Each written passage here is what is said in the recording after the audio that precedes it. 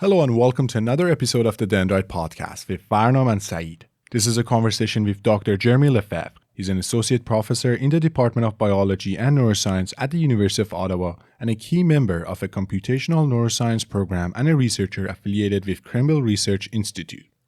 His research focuses on developing mathematical models to better understand brain dynamics, including self-organization, adaptability, and diversity. His work explores innovative approaches to address practical and medical challenges in neuroscience such as epilepsy, multiple sclerosis, and depression by delving into nonlinear dynamics and neuron-glia interactions. Dr. Lefebvre is also investigating the role of glia cells and white matter in neural plasticity, paving the way for new treatments for neurological disorders through advanced neuromodulation techniques. We hope you enjoyed this episode, and now here's Jérémie Lefebvre. Hello, Dr. Lefebvre. How are you today? Hi, nice for having me. Thank you. Thank you so much. We are really honored to have you here as a guest of our podcast. And some of the audience, including me, might take your courses. But I also wanted to have you here with us and speak a little bit about your lab work and your personal life or any advice that you have for the students. So let me just ask you about your journey so far. How did you end up teaching at U Ottawa, or if you can talk about a little bit about your academic journey, how did it got started in the beginning? Yeah. Well, it's a very interesting and complicated question. I guess everybody has his own little trajectory. Mine is pretty nonlinear, I should say. Yeah, so, I'm a Quebec resident, so I went through the Quebec public system and ended up at U Ottawa actually to do my undergrad in physics and mathematics. I could never choose one or the other. I felt math was a bit too abstract, but physics sometimes was too applied, and so I just tried to surf both topics as long as possible. And I was a very, very typical physics and math trainee, meaning I wanted to do, quantum physics, and I had all the Einstein posters and T-shirts and things like that. And I was pretty sure that. An interesting point is that I avoided biology throughout my entire training, meaning as soon as possible I would drop the course and take math or physics instead of biology. I didn't take any biology at university whatsoever. Were you studying at U Ottawa? Or? My undergrads, yes. And then I started a master's degree in physics. Oh, okay. Again at U Ottawa, but I got pretty hooked. And actually the research part, which actually I thought was more interesting than the more classical sort of teaching, I would say classical classroom type of learning. And I went fast track, basically, and jumped to the PhD in physics again. Okay. And then I discovered something very interesting, which was that the most of the math and equations and all the stuff that I was interested in was actually applied in neuroscience. And actually, neuroscience was teaching us more complex math. The math we had was not sufficient to describe the brain. And so I got hooked. And then my whole career afterwards was, was really having a foot in applied math and the other foot in neuroscience. Right. So did you meet someone, or was it like a sudden thing that you got interested in neuroscience, or it was like a long process, or you were checking it out and then you see, okay, Oh yeah, I was actually deliberately pushing the biology away. I thought, I was very naive at the time too. I don't think this was as interdisciplinary as it is nowadays. Right. But no, it's really through time that gradually all these these ideas sort of gradually percolated. And of course, my supervisor was also very much involved in applied, a field called computational neuroscience. And so a lot of these ideas and talks and things like that. And then I realized that I could actually contribute to this idea of solving how our own brains work using math. And I thought that was pretty exciting. It's a little eureka moment, a goosebump. And then, that's pretty much how it happened. Cool. So at that point, was it that now you're also interested in its biology aspect, or was it no, that I like this, but I have to, in order to do something with it, I have to push through the biology. That is a tool that I need to be able to do what I like. Or you actually became more interested in that side of it as well? Oh, I definitely became interested in that side of it. Oh yeah, very much so. But also realizing that it would actually be impossible for the field of neuroscience, and I still believe that in certain ways, but the field of biology and neuroscience to solve the problem of the brain without the use of multiple fields. I don't think we can talk about the brain without thinking about networks and graphs and things like that, which a lot of my work is based on. And so I feel like I actually have a privileged position compared to other maybe more classical neuroscientists, in which I can actually think, using systems and things like that. Although I'm very jealous of actually being able to do the experiments myself. Right. Well, you've seen that in my class. I think I when I talk about white matter, I put the cauliflower up, because that's like the closest thing I ever got to human brain. And so it kind of looks almost the same for me.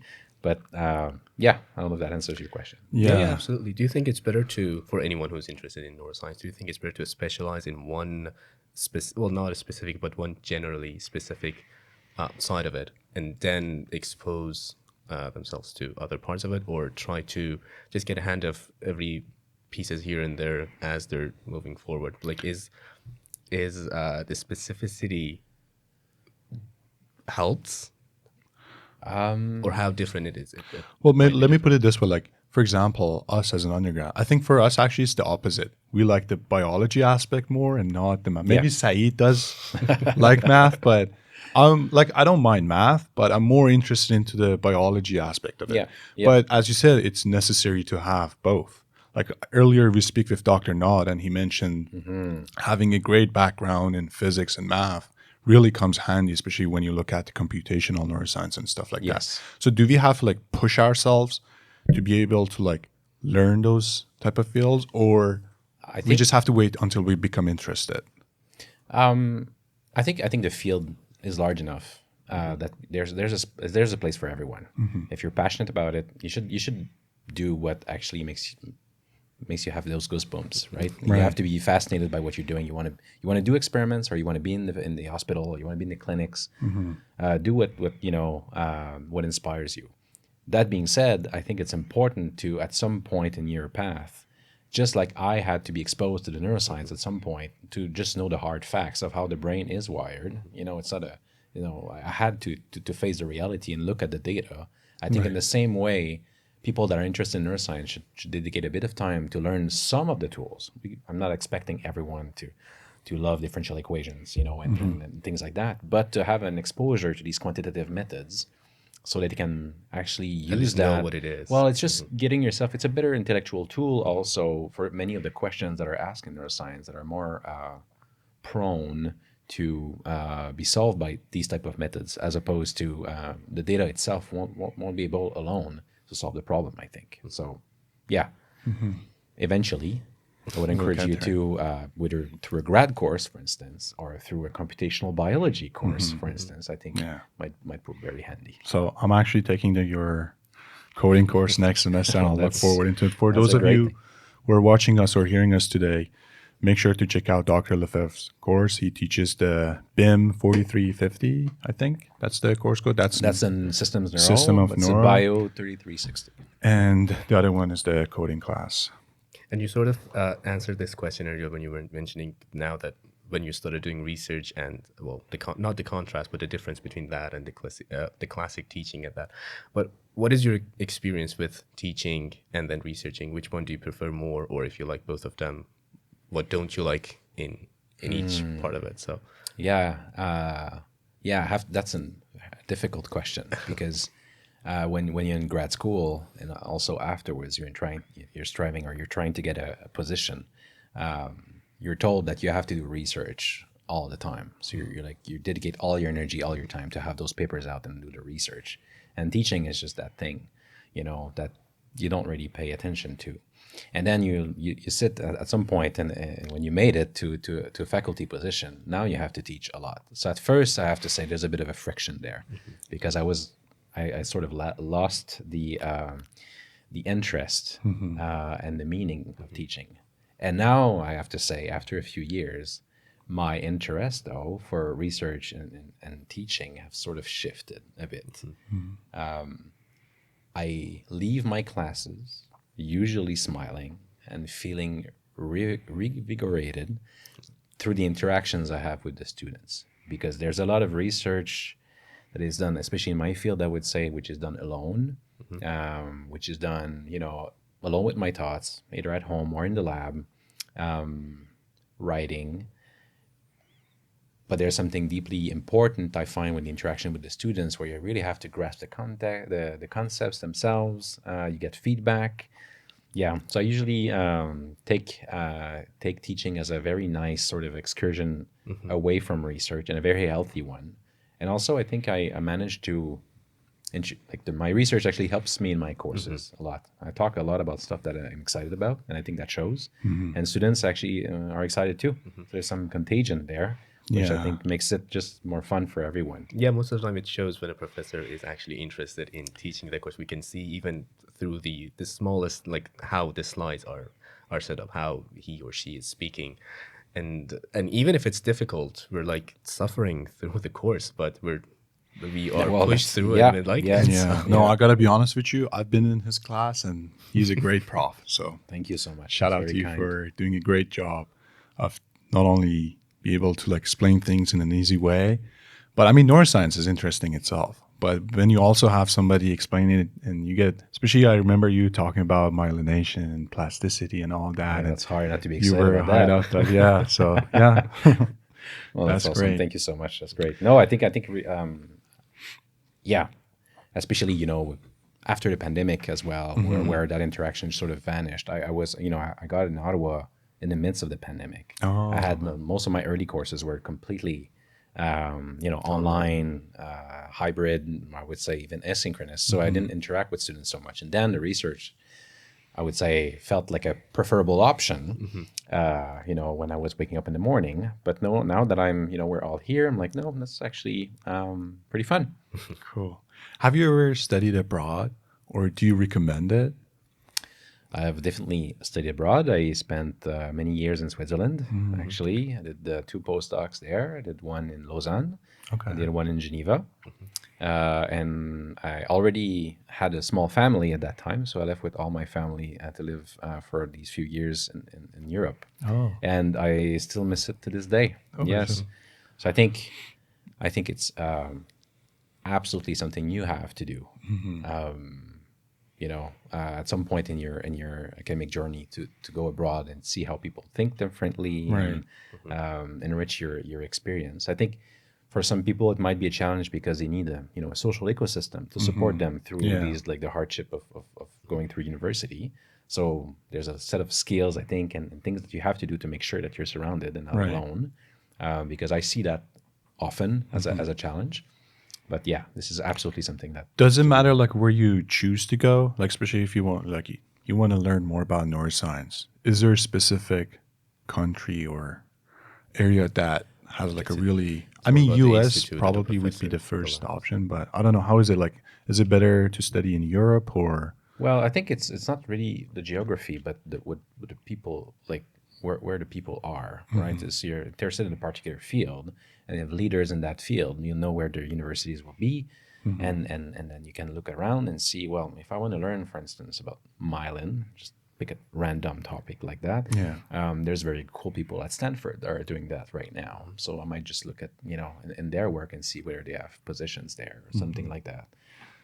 In some other fields, like Switzerland was very strong in brain imaging, fMRI, and EEG type research. Like one of the seminars we saw in class. Yeah. Well, then, so the topic sort of dictates the destination, but it shouldn't be only that. Like, you have to be excited to go somewhere too. Right, yeah. So if, let's say, the best neuroscience, and it's clearly the best neuroscience is done at Ottawa in my lab, but and I'm just kidding. But the environment has to be exciting for you too. Yeah. definitely warmer than Canada because I'm really tired of this cold Yes. weather. Yeah, I can totally see that. Yeah. So now maybe we can start talking about your own interests in your lab and in research. And as you're explaining that to us, you can also maybe touch on what are the tools that we use even to study the brain, because it's sort of different from other organs. Like, we can just cut it open, and, Yeah. So what are the different things that we like, the little windows that we open to be able to communicate with it, like the electrical pulses or the magnetic fields, and the tools that are developed during that, and how you use them in your lab, and what interests you. Yeah, I think I mean that question, we could still be here at midnight, and I wouldn't be done. There's many ways we can study the brain. I think the methods to interrogate the brain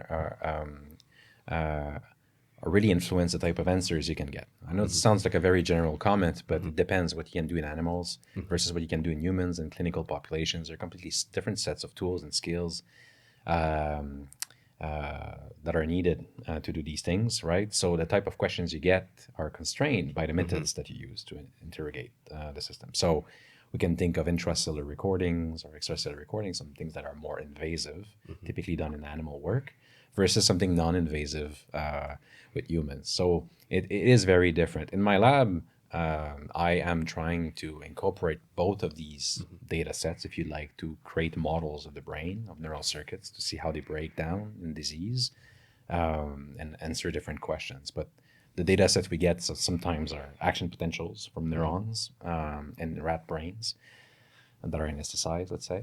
And the other ones are like EEG data from depression patients in the Royal Hospital, so it's very broad.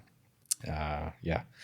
So I don't know if that answers your question. Oh, yeah, definitely. Yeah. Okay, great. I'm just wondering, because your research is mostly around myelination and white matter plasticity, how exactly do you measure the myelination? Yeah. So that's sort of a complicated topic. So there are various ways to there are different types of stains, for instance, or different imaging techniques that are used to where you can see individual myelin sheets and things like that. But I would say these different techniques are very, very, very recent. We're talking about like 5 years, maybe 2-3 photon microscopy to see, these actual individual myelin sheets around these axons. So there's a lot of technology there. Most of the myelin work that my research is based on is usually using non-invasive fMRI or MRI techniques, where you can look at the diffusion of water molecules in the brain and see where the molecules are flowing, and that gives you an idea where the axons are, and gives you a sense of how thick they might be, and that's just an indirect sort of measure of where myelin is, which is called the G ratio. Yeah, so that's how pixel by pixel using fMRI or MRI, you can see where the axonal density or myelin density and these type of things like that. So that's mostly how myelin is measured. Yeah.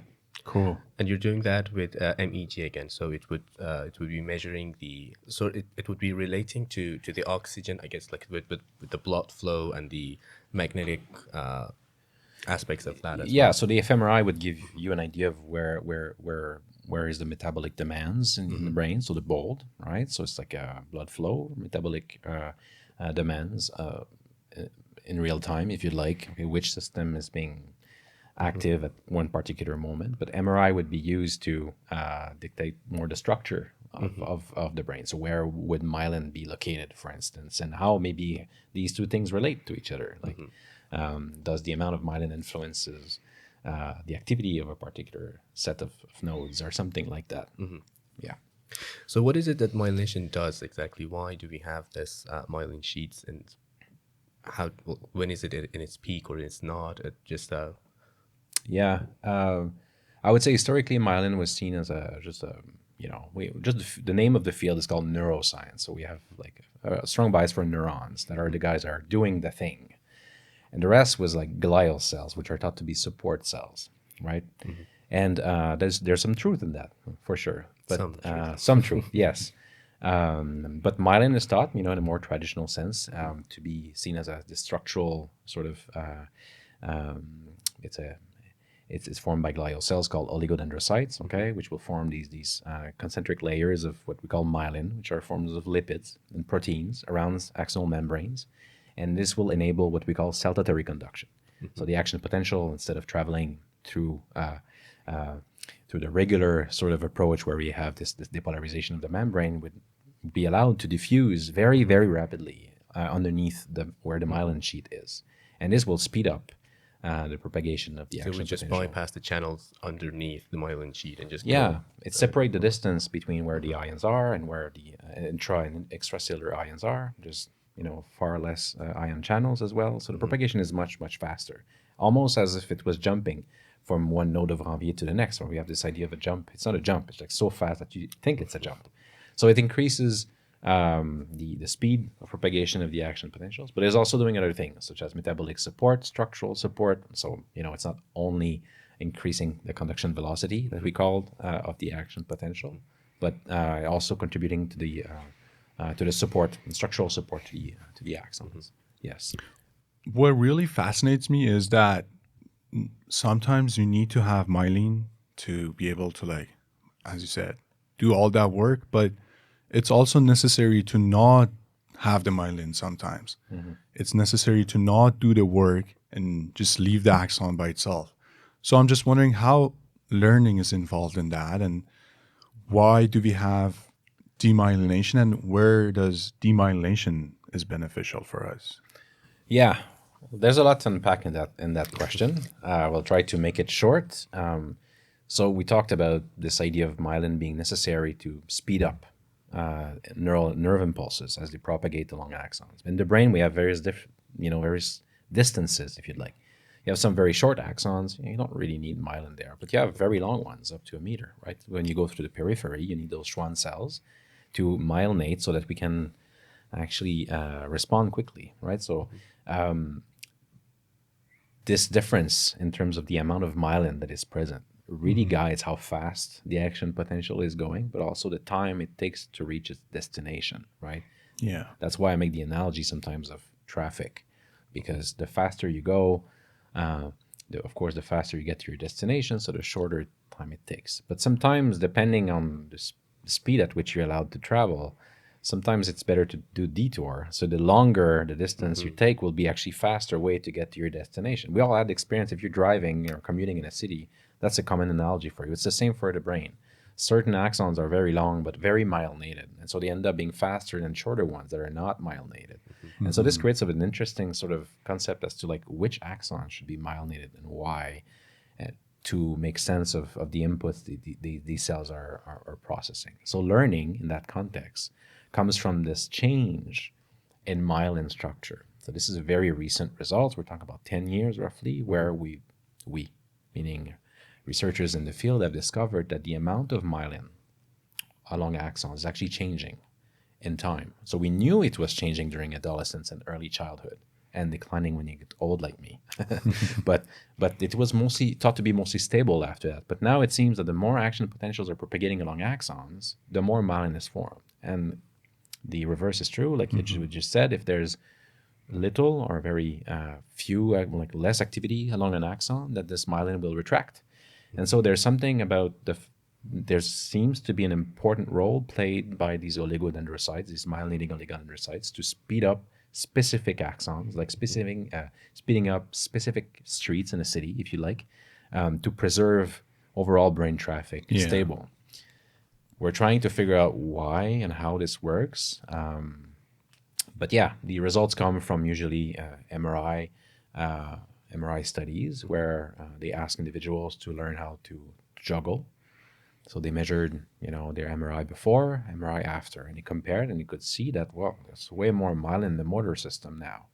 How come is the myelination change as someone is trying to learn to juggle? And then they asked those people to stop juggling, and then the myelin sort of retracted. So there was something that is activity dependent between the amount of myelin present and learning in that particular case. Another factor that was like really interests me was the daylight exposure and how it affects the myelin sheath. So like just amazing. Do we know like why does it do that or no? Just I do not know myself. Like I think there's right now we're entering what we call the age of the glial cell. Okay, Right. so we talk a lot about astrocytes and oligodendrocytes and these microglia, all the contributions of these non-neuronal cells, because it seems like we need to understand what these glial cells are doing to understand how the brain works. And so we're discovering a bunch of correlations, like the one you're mentioning. Also, recently there's been a major study showing that some flame retardants and other chemical compounds that are used in cleaning products at home are actually harmful to oligodendrocytes, but are not harmful to neurons. So the safety concerns about these products were actually evaluated solely on the basis of whether they were toxic to neurons and not oligodendrocytes. But now that we know that myelin is implicated in a bunch of things, yeah, we have to think about all these things. So I could not answer your question about sunlight, but I can definitely say that there's a lot of very interesting sort of things that are coming up that involve myelin that I would not have guessed 10 years ago. So from what I understand now, the bigger question is how the regulation of this myelation or demyelation is being done by these other cells and by external stimuli like sunlight or like exercise or like learning.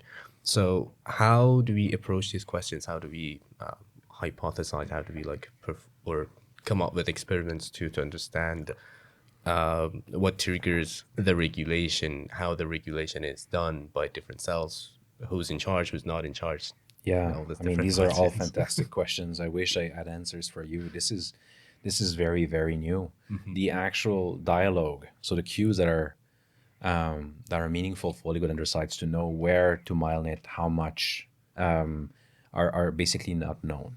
So we know that the oligodendrocytes respond to mechanical cues. So if you stick like you put a small, very tiny a metal rod next to an oligodendrocyte, it will start to myelinate it. So there's something mechanical, clearly.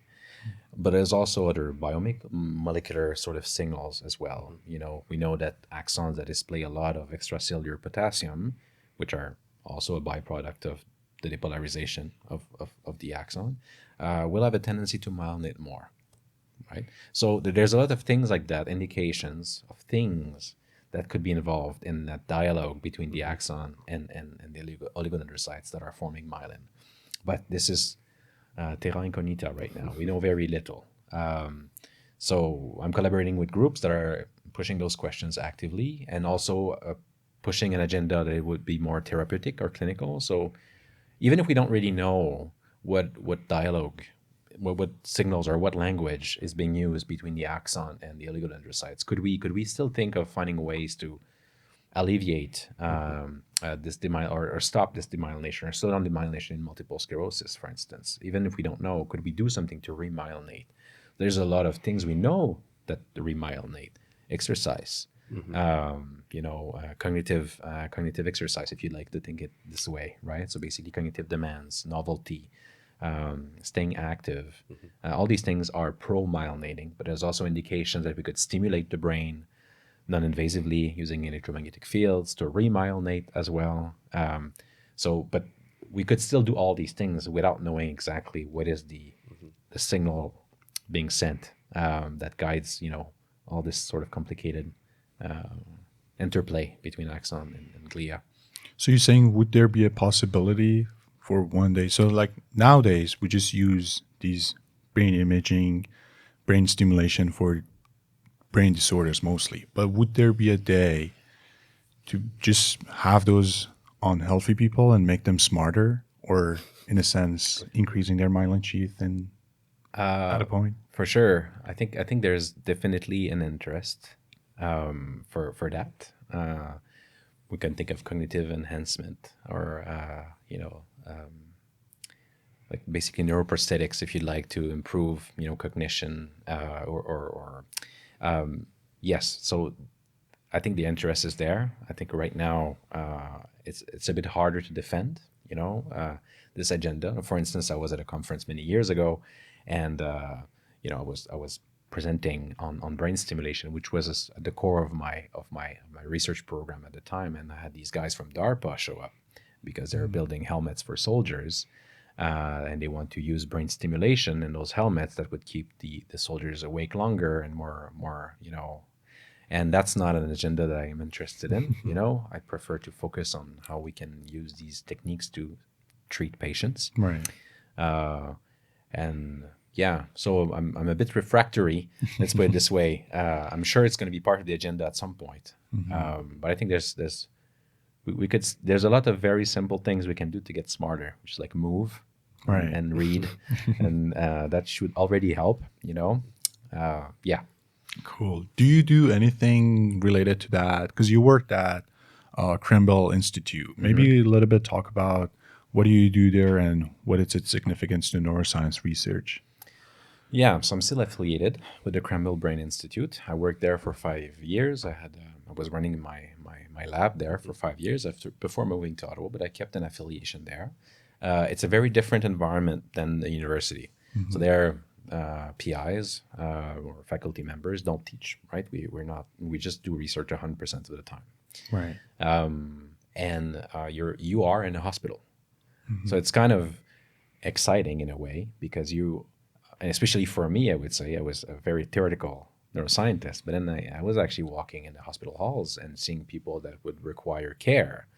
And so that gives you a sense of what your work is being could be used for. It gives you sometimes it's very easy to sit in the lab and do things that are very abstract. But this is a very concrete example of what your work could be. So you take part in these type of research projects that involve treating certain patients. Suggest ideas and interact with clinicians. So that's an environment that really shaped my perspective about the field. I think I really like my work too. Yes, we have good ideas, cool ideas, and things like that. They're very theoretical, but I think we have to come back to what we want to do, and what I would like to do is to make treatments more efficient and more accessible. Right. So I think that's part of also why I keep that affiliation. It's also full of very cool colleagues. I had a lot of fun with. So and you had a chance to meet one. I think, Dr. Valiente. Yeah.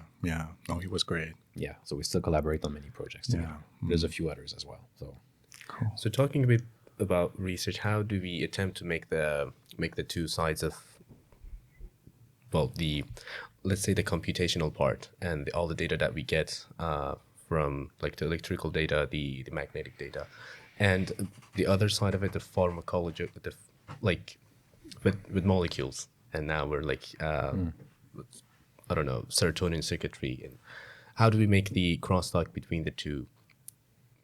yeah, well, I think of course I'm biased, okay, but I do feel that it's through computation and these type of methods and modeling that we can actually make that connection. If you're only looking at data, I think looking at data is very important, but maybe it's not enough to put all these pieces together, right? Experiments are very constrained. We're dealing with animals, and even worse, we're dealing with in the clinic, you're working with humans and patients. So some of these experiments are just not feasible. So in the modeling world, we can actually connect these different things together. So you're talking about the molecular or perhaps neurotransmitter system with the electrical properties of certain cells. Well, that's something we can actually do in a simulation. And maybe we can go back to the data and push those two agendas, meaning the experiments and the modeling in parallel with a crosstalk. So I'm going to fit my data, my model on your data, and then I'm going to let my model speak and go back to the experimenter and say, hey, you think you could maybe try this? That would tell us that, or that's a good sign of this. And gradually, this becomes a very powerful engine of scientific inquiry where we actually emulate the real system with something that is very close, not perfect, but very close to the real system. And that serves us to generate hypotheses and ideas and confront our hypotheses and things like that. It's a tool that now, with the advent of high computing, that we didn't have, let's say, a long time ago, it becomes a very powerful tool. And it is actually becoming pretty mainstream, I would say, and especially in neuroscience. Yeah. One part of your study talks about how enhancing the brain circuitry diversity help us to it kind of sort of gives us the resilience towards the brain disorders. Could Yes. you explain like how that happens? And also, what do you mean by diversity in terms of brain Yeah. circuitry as well? Yeah, that's a very interesting topic that has nothing to do with the myelin. It's another part of my research program. Is that over the past few years, we had a chance again with the Krembil Brain Institute and my colleague, Dr. Valiente, to look at human brain samples, which are very rare. It's very difficult to have access to that from epileptic patients. And when exploring these tissue samples, and we found that there was a decline in diversity. And by that, I mean that if you look at the electrophysiology or the biophysical properties of these cells, like their rheobases, for instance, and all these different parameters, they were less diverse than what you would find in controlled tissue, meaning that the cells were behaving very much alike one another when you were stimulating them compared to a healthy, let's say, healthy tissue. And so that brought us to formulate the hypothesis that maybe we we have a decline in diversity. So there's supposed to be some form of richness between cells. If you compare cell A to cell B, they should have somewhat different properties, but that's not the case in epilepsy. And what's interesting is that when this diversity is declining, so you have some form of greater homogeneity, right? And eventually the system starts to seize. So for me, there was a clear analogy between that and the decline of biodiversity in an ecosystem that gradually promotes or precipitates what we call a collapse, which is also a type of very form of catastrophic event, right? What we call a bifurcation in my field. So we took that analogy and explored it, and it turns out that it holds pretty strongly. We have data in animals now. This is unreleased, but there's some. It is a pretty strong sort of argument in favor of this diversity between cells, meaning there are different properties, just like diversity in any context or any biological system is has a function, and that function, and it emerges through evolution and different type of processes, but that function is to stabilize these systems and allow them to preserve their function. So an ecosystem requires diverse species and diverse interactions, and if you perturb it, it will be perturbed, but it will go back to where it was before. It adapts. This adaptation requires diversity. So in the brain, it's the same thing. You have a bunch of identical cells. If you stimulate them, you have the higher tendency to become all synchronous at the same time, and then give the worst possible state the brain can be in, which is a seizure, right? If they're diverse, only some of them will be excited. So there will be perhaps a bit of synchrony, but not to the extent of a seizure. So there's sort of a protective factor. And now we're exploring where processes or mechanisms by which systems can lose diversity. So how does that happen? And there we cannot rely on ecological theory, and that metaphor is over because there's not much of a link anymore. But I'm trying to push this agenda, and I got the chance to collaborate with Heather Karuba here at the department, because she's an ecologist, and she studies ecosystems and the stability of those ecosystems. So we're trying to collaborate because I'm trying to learn, and she's trying to collaborate in sort of finding ways where we can maybe explore these two problems together, using similar sort of frameworks. The scales, spatial and temporal, are clearly different. We're talking about cells versus animals, but the concepts underneath is the same, which is a system that is pushed towards instability by declining diversity. And so maybe there's things that we can use to cross-fertilize the two fields. I don't know. We'll see. So expanding more on making crosstalks and just drawing comparisons between, the brain and different parts of it. Like you also talk about it in terms of it has similarities, like how the brain regulates its signals and air traffic. So you have a lot of. How do you approach it? Is it just maybe just that? Like, do you just start with just a metaphor to understand better, and then you see, we can maybe get some ideas from that, and just this crosstalk between different systems that might look completely different. How do you approach it? Well, I think that crosstalk is the DNA of interdisciplinary science. And I am a researcher that was born out of interdisciplinarity from physics and biology, neuroscience. So I'm trying to do that actively in what I do, is trying to connect ideas that have technically nothing in common. So break the silos basically is what we're trying to do, So, when we think about air traffic controllers, why that article in the conversation appeared is I was trying to find a metaphor for the importance of being on time in the brain. Because that's something that it's hard to grasp when you're not exposed to, and maybe you are, but many students are not before they get later in their scientific journey, is the importance of having simultaneous or coincident inputs in neurons. So when a neuron sits there and receives an incoming action potential, nothing really happens. You need a bunch of them, but you need a bunch of them that arrive at the same time. So for things to arrive at the same time, the timing or the speed at which these different action potentials arrive needs to be coordinated in some fashion. And so is there a problem in the world that is similar to this one? Yes, air traffic. If you're going to have like 20 planes arrive at the same time or one after the other, there's a lot of coordination there. And oftentimes air controllers have to tell the pilots to adjust the speed so that they arrive at a particular time, because timing actually matters. But it's not something we're familiar with, especially this sort of unfolding in and time of learning is not something that is commonplace. And when we talk about brain plasticity and brain function, so I hope I answered your question. But yes, I'm trying to come up with metaphors to describe a phenomenon that is otherwise maybe a bit difficult to grasp. Yeah, it's like we have this bubble of conscious knowledge that we have in some certain field, and then we like get something that's completely out of it, and then it just shines light on a completely new way. This is to beautifully look at said. I could not say it better. Yes, yes, exactly. No, it's just amazing how much work our brain put into this to be able to like do all these sort of coordinations. And it's kind of funny. My buddy sent out a meme through Instagram the other day.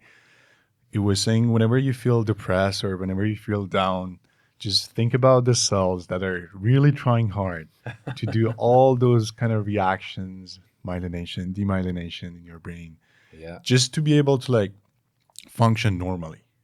Yes. God knows what's going on when you really trying to ace that neuroscience exam on the final, but it just amazed me. Yeah. Yeah, I agree. I agree. That fascination is the most powerful tool as well to keep going, and Yeah. remain curious.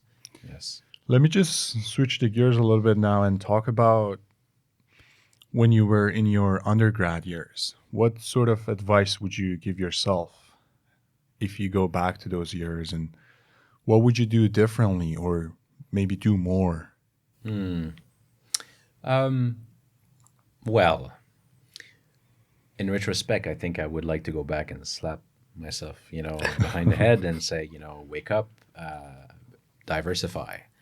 I think I became highly specialized very quickly. I think that was not necessary.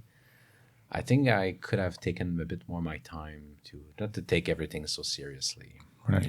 It's easy to say afterwards, of course, right? So I'm fully aware of that caveat, but I think I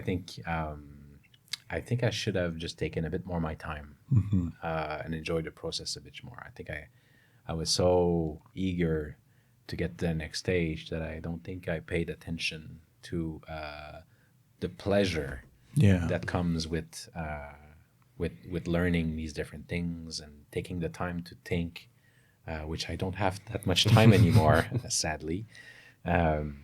Yeah, so that's what I would like to do. Yeah. Interesting. Yeah. It's kind of hard to be honest with you now because everybody trying to like, especially as an undergrad, like, oh, I want to do this. I want to get to med school. I want to do that. I'm taking these courses. It's kind of hard to kind of step aside and see, okay, I'm an undergrad student. Maybe it's the time to like enjoy this too, because it's hard to be honest with you when you see your peers and all your friends really trying their hard to achieve some high goals, but at the other end, you don't want to just waste the undergrad to either go to med school or grad school. You want to enjoy the time, be able to Definitely. sit down and talk, and we all gotta try our best, I guess, to be able to achieve this. So Yeah, and also I think in the process you discover things that are that I did not envision. Yeah. Like when I went in undergrad, I was convinced I would do my career in quantum physics. yeah, Like I was reading a book about quantum physics and blah blah blah, and then I had an actual advanced quantum physics class, and it was so boring. Like I hated it with passion. And then it was like, well, and then biology comes, and then like you neglected me all these years, Yeah. and so these sort of twists, you don't see how nonlinear your path will be, Yeah. and all the twists that are ahead. You So never enjoy know. the time. Yeah.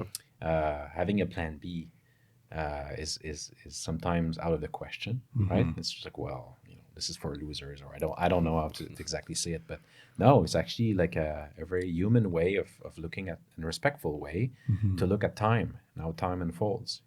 Like enjoy this time for sure. It's a privilege, to be able to do that, and for me too as well, to be able to interact with students. Yeah. But going as fast as possible to that destination, I'm not sure even that destination itself will be as rewarding as you think it is. So Yeah. make sure you have fun in the process. Yeah, we have to trust the the evolution of life in that sense. Yeah. because it throws us different stuff. Exactly. might work better. Exactly. Yep. So there's actually a story behind the nerdy Christmas tree in your lab. Shout out to the students who helped us with that question in your lab. What is it? What is it, and who would you give the credit to be able to make it? Oh well, we had this. Yeah, so that after the pandemic, we all go back to the lab, and it was a very depressing place, and a bit like in the spirit of what we just discussed, I thought, why take everything so seriously all the time? Everybody's like so anxious and stressed. I'm anxious and stressed about grants, papers, and what's not, and students are all, so I got the cheapest Christmas tree I could get. It's awful, but we had, if you want to stay in my lab, there's one condition, is that you have to make an ugly decoration for the Oh. tree, right? Otherwise, you're kicked out. Okay. So that pushed the students to be very creative, members of the labs especially. And so I 3D printed a small brain and made a Christmas ball, I think it's called, or something like that. Yeah, so it's pretty awful. It's really ugly, but it serves the purpose of making everyone smile. So That's yes. great. Yeah. That's amazing. And what are the things that you do outside of your lab and when you're not thinking about research Well, or teaching, or just your career? I have two at all? jobs actually. I'm a professor at university, but also I'm a cab driver for my teams. Okay, so I don't get tons of free Credit for time. No, yeah. So that my family life keeps me busy for sure. But otherwise, yeah, I enjoy biking, hiking a lot. Like biking is pretty serious business in my case. I love it very much. I travel quite a bit and as much as possible, and I'm involved in some artistic endeavors. I love 3D printing. It's very fun. Okay. I like the technology there. It's kind of interesting. Yeah, so a bunch of things. But I'm pretty good at not thinking about science. If I'm totally honest, I'm getting better with years. Like maybe not so much. If you ask me as a postdoc if I can plug easily, I would have said, well, I'm not sure. But now it's like instantaneous. Yeah. So when you're biking, do you like trails that are more? What setting is your favorite? Like in the mountains, near a river, Well, sunny weather, rainy. I live next to the Gatineau Park. Okay, So I go mountain biking. that answers a lot. Yeah, I mean I enjoy road biking as well, but yeah, the adrenaline that comes with it, and I fell a few times during the semester as well. Yeah. All worth it, all worth it. But yeah, mostly mountain biking, I would say. Yeah, it's an amazing place. So Yeah, I used to bike a lot, but I don't know what it is. I guess I quit. Maybe it's the weather, because you can't really bike in the winter, and then Well, you still have the rest of the year. I got a new bike, and during the summer, every time Yeah, that it would maybe rain, I we- would just go outside for 3 hours and just. Oh, and yeah. There's no one there. Like that is the perfect time to just go out and take pictures and yeah, just, yeah, for sure, and just get out of your Yeah. head, And I think I would say you can definitely bike in the winter because there's a thing called fat biking. Oh, yeah, I've which seen I those. enjoy too. Yeah. And I might do tomorrow. There's a bit of snow, and I'm like Yeah, that looking would be forward to fun. it. It's actually pretty amazing. I'm a bit obsessed about biking. Pretty much as Mylan, I would say. Oh, yeah. But it comes through. I had a knee injury a long Oh, time yeah. ago, which limits a bit the type of sports I can do. Mm-hmm. So then I'm like, okay, I can do biking. That's great. I'm gonna focus on that one. I have that's this great. option. I'm gonna take it. Oh yeah, I'm gonna bring it to the higher level. You mentioned your family. I think you have two daughters, right? Yeah. I'm always wondering, because if like when I study neuroscience, I always go to my brother or my dad, talk about these stuff, and it's funny because they don't have as much as knowledge as me, so they get really fascinated by the stuff that I'm talking to them. I'm just wondering, for your daughters, maybe you can speak for them. What is it like to have a dad who's really passionate about neuroscience? Do you guys get together and talk about neuroscience at all? Or? I think there's certain topics. Yeah, I think there's this. Well, for sure, I can definitely say that they find it useful to have a scientist dad when they have a school project. Oh, of yeah, some kind. definitely. Okay, that's definitely useful. So we do have cool conversations about diseases and things like that, things that are tangible, because it can get very abstract. But you don't talk about synaptic plasticity with a 12-year-old. Yeah. It's not the thing, but it's getting better with the years. They're also very much done with me talking about certain things, Right. or, and I can understand that, and that's why I think I have two very gifted, clearly, but also two artist Yeah. daughters, which are increasing the distance with science. I don't know if it's a rejection of what I'm doing, but no, I think it's great. I think it's really great. Yeah, that's amazing. Because, when how is it with parents? They don't want to really make you feel bad, or they, even if they don't like the subject, they act interesting to make you feel better. But I guess it's the opposite for you. Exactly. What Yeah. I think I'm trying to promote an atmosphere of curiosity, not necessarily scientific, but just Yeah. like curiosity in general. I'm passionate with science, but my daughters are passionate about other things, and I'm trying to listen as much as The as passion they. is the common language. Yeah, well, let's talk about interesting things, and sometimes these things intersect. Yeah, I mean that's a good thing because they can have both sides. They can use the scientific side from you, Interdisciplinarity. and then also That's it. yeah, there you go. Interdisciplinary at home too. Exactly. That's awesome. And maybe to throw in one big question at the end. So, what keeps you forward in life? What is the thing that gives meaning to your life? Gosh. Well, I think just answering that question alone is a great a quest. Actually, I don't know if I can answer that question. I like to give a very philosophical answer, but I don't know. I think it's for me as you get further and further in science and research, and especially when you work on the brain, I should say, things get weirder.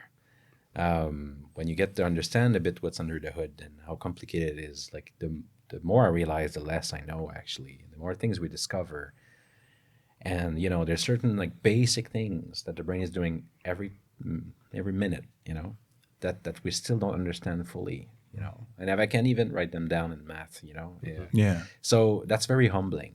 So there's something very profound there. So I guess I feel very privileged to be able to see all these things, to witness them with such crisp details. That's a privilege, But the more science you do, the more complex the picture becomes. And so it's there's a quote from a famous researcher called Hubert Reeves, who's a astrophysicist, who said, "I won't have the time. Je n'aurai pas le temps." All right, I want to have the time. So to do it all or figure it all. So I have to pick carefully and enjoy the ride as much as possible. So I would say that would be my answer. Yeah, that. Okay. awesome. Well, it was such an honor to sit down and talk with you about all these amazing things. Thank you so much again for coming to our podcast. So much for the invite. Thank you for being our guest. Thank you. Yeah, Great. Thank you, Thank Dr. you. Lefebvre. Thank you for listening to this conversation with Dr. Lefebvre. In this episode, we covered topics such as his journey from math and physics to neuroscience, the science of myelination, and how diversity in brain circuits can improve resilience. If you're interested in his work and want to learn more about his lab, don't forget to check the link in the description to his website. This is the Dendrite Podcast. To support it, please share this episode with your friends and anyone else who might be interested. And now, let us leave you with a quote by Norman Deutsch. The brain is not an inanimate vessel that we fill with knowledge. It is an active and dynamic system that grows and changes as it interacts with the world. The power of neuroplasticity shows us that the change is not only possible, but it is the defining characteristic of the brain itself. We hope you enjoyed this episode and hope to see you next time.